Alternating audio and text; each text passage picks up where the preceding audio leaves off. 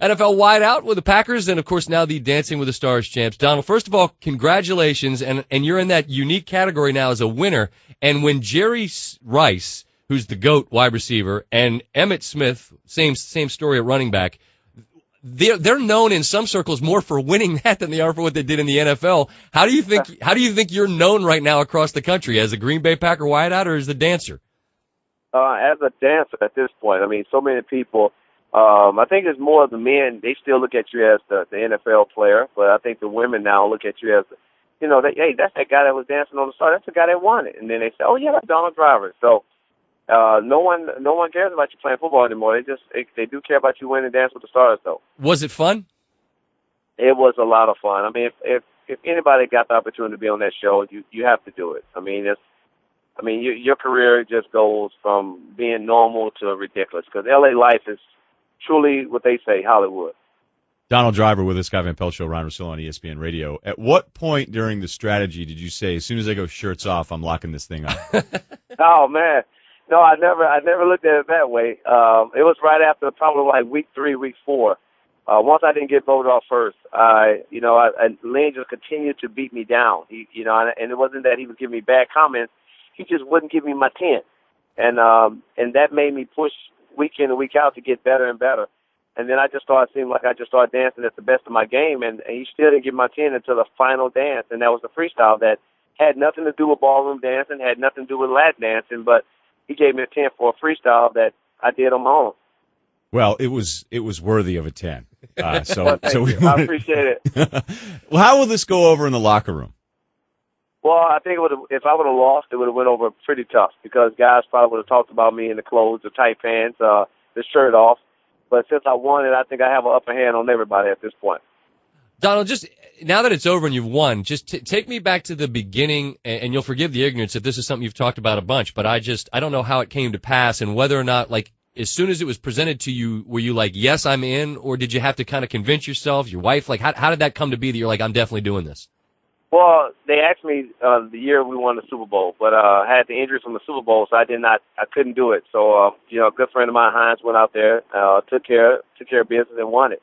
So I got the offer once again, with a good friend of mine that worked it all out in Lambert Sports Management, and they said, hey, here's the deal. And I took the deal, and I had to ask the wife to make sure she was comfortable with it. She was, and from there, I decided to push forward and just follow dreams. I've been watching that show since season 1, and I've always made jokes about if I ever got on that show, I'll win it. And then I get the opportunity to get on there, and I wasn't gonna let the opportunity slip away. Man, the pressure's on any athlete now that tries to follow in your guys' footsteps, because, I mean, I get why it would work, because there's a certain level of athleticism in it, but the next athlete that goes on there that gets clowned early is going to just get crushed.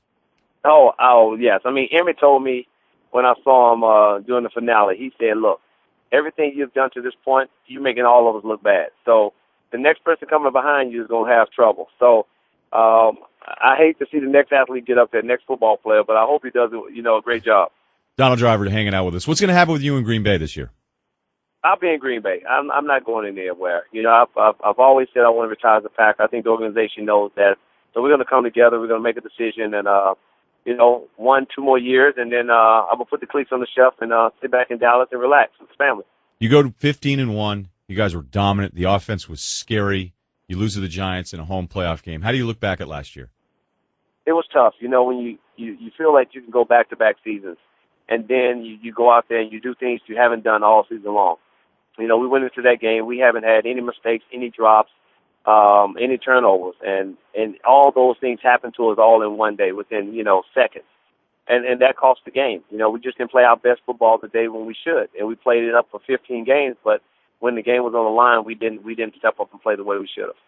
Donald Driver's our guest here, Green Bay Packers Dancing with the Stars champs. We talked to Greg Jennings after that, and it was like, as you watched it during the game, it felt like you could almost see the collective dread on your guys. You know what I'm saying? Like, you could almost sense that as you watched that you felt that this thing was slipping away. How long does it take before you let go of the way the season ended? When the season starts back up again. I think you dread it because people continue to push at you and tell you, I don't know how you guys lost this game. And you hear it from fans, you hear it from people that's not fans of yours, some other teams. I especially got it when I hit New York.